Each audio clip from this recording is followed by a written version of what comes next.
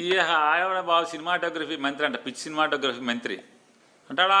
చూసా ఇందాక స్టేట్మెంటు.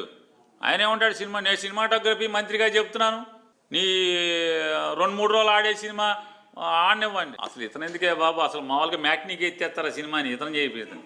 అతని సినిమా మ్యాట్నీ మార్నింగ్ షో పడితే మ్యాట్నీకి ఆడటమే కష్టం, ఇతను ఎందుకు ఆపటం. సినిమాటోగ్రఫీ మంత్రి వచ్చి ఆపాలండి సినిమాలు.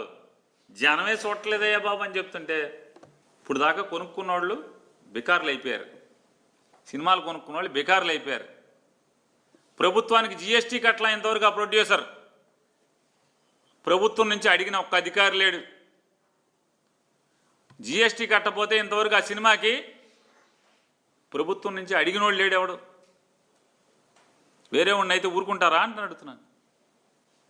సినిమాలకు జిఎస్టీ కట్టరు, కొనుక్కున్న వాళ్ళేమో బికార్లు అయిపోయి పాపర్లు అయిపోయిన పరిస్థితి.